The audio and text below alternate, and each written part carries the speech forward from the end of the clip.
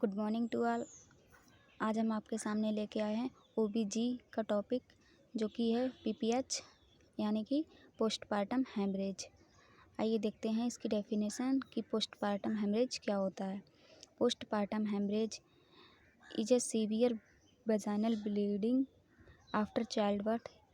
It is a serious condition that can lead to that.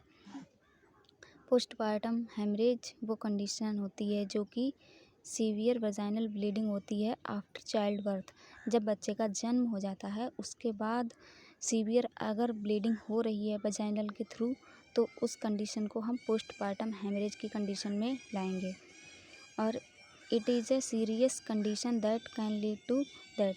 यह एक serious condition है जिसके थ्रू दैट भी हो सकती है, जो वुमेन होती है उसकी।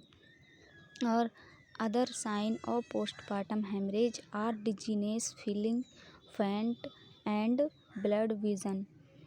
जो पोस्टपार्टम हेमरेज की जो साइन एंड सिम्टम्स हैं, इसमें डिजीनेस भी आ सकता है, चक्कर आएंगे उसको, और फीलिंग फेंट यानी कि वो बेहोश भी हो सकती है, और ब्लड विजन उसको धुंधला सा दिखाई देता है।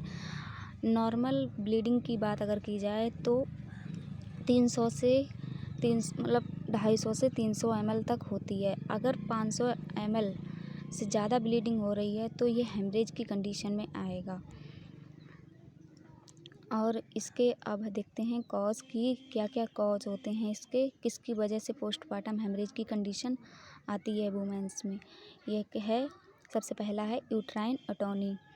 जब बच्चे का जन्म हो जाता है तो उसके बाद जो यूट्रस होता है वो सॉफ्ट हो जाता है और वीक हो जाता है, जिसकी वजह से ब्लीडिंग स्टार्ट हो जाती है।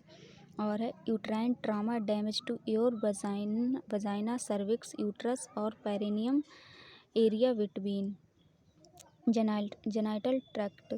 जो यूट्राइन है तो उसमें ट्रॉमा आ जाता है और डैमेज हो जाती हैं ब्लड वेसल्स वहाँ की, वजाइना, सर्विक्स की, और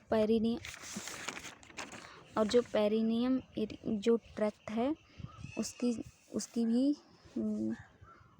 डैमेज हो जाती हैं ब्लड वेसल्स, जिसकी वजह से ब्लीडिंग स्टार्ट हो जाती है।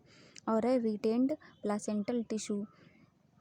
अगर चाइल्ड बर्थ के बाद जो प्लेसेंटा होती है वैसे वो 30 या 15 मिनट के अंदर एक्सपेल आउट हो जाती है। अगर इतने टाइम के बाद भी अगर प्लेसेंटा इतने के बाद भी डिलीवर नहीं हो रही है तो रिटेन्ड प्लेसेंटा जो टिश्यू होते हैं उसको, प्लेसेंटा को खुद से हम रिमूव करते हैं बाय द थ्रू हैंड के।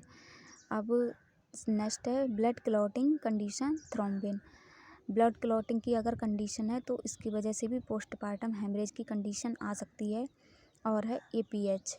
एपीएच का मतलब होता है एंटीपार्टम हेमरेज।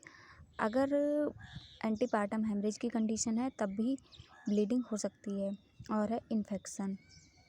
अगर यूट्रस में या वजाइना या सर्विक्स या किसी में भी अगर चाइल्ड बर्थ के बाद इन्फेक्शन हो जाता है तो उसकी वजह से भी ब्लीडिंग स्टार्ट हो जाती है, जिसको हम पोस्टपार्टम हेमरेज की कंडीशन में लाते हैं।